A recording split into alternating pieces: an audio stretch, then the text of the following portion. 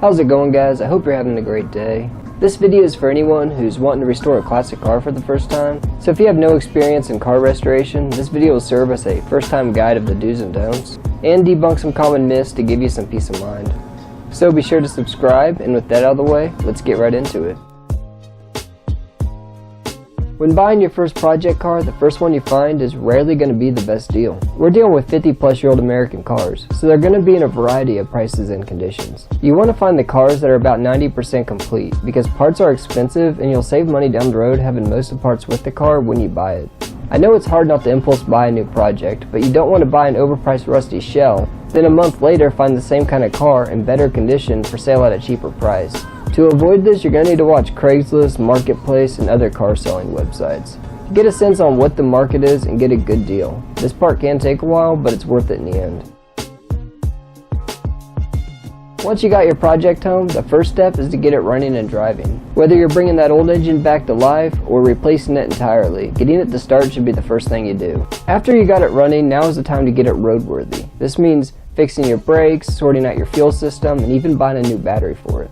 This is what I like to call the test drive phase, which means it can run and drive, but it's not reliable. And the best way to make it reliable is to drive it regularly. On your first couple drives, you can expect it to break down a lot, but eventually you'll start working the bugs out and be left with a nice reliable rat rod. And if that's the look you like, then you can call your project done. But if you want your car to look as good as it runs, it's time to move on to the next step, the paint and body work. I know doing your own bodywork sounds hard and tends to scare people who haven't done it before. My theory on why it scares people is that they've only seen horrible bodywork done by people who didn't put any effort into it. However, they don't see the bodywork done by people who actually put time into it that after painted hid all the imperfections.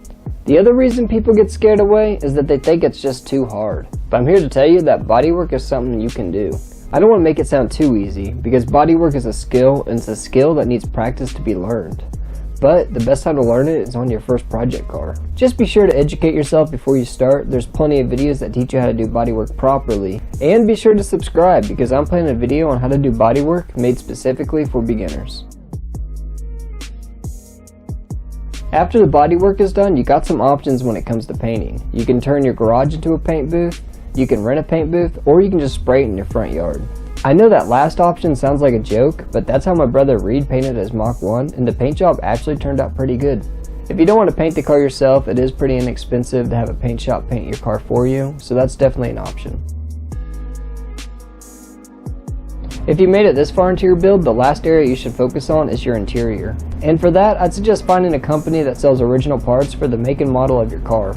Generally speaking, interior parts are pretty expensive, so if you're planning on replacing your entire interior, be sure you remember that when planning your budget. A good way to save money is by repainting your old interior parts. From my experience, it looks great and is ideal for smaller budgets. You probably noticed that I broke down your project into about 3 steps, those steps being engine and drivetrain, paint and bodywork, and interior. The reason I did this is because this is about your first restoration project. And it's not wise to start off doing a frame-off restoration right at the beginning. I've seen a lot of barn finds for sale in a million pieces because someone tried to be a professional right at the beginning, took it all apart, and didn't know how to put it back together. But if you just focus on these 3 steps, you'll get your project done for less work, time, and money than a full restoration would take, and learn some of the skills you'll need to do a full restoration if you wanted to down the road. Thank you guys for watching. If you enjoyed the video, be sure to press that like button. It really helps us out. I'll be answering all comments, so if you have a question or just want to say hello, go ahead and leave a comment. Subscribe, stay safe, and I'll see you next time.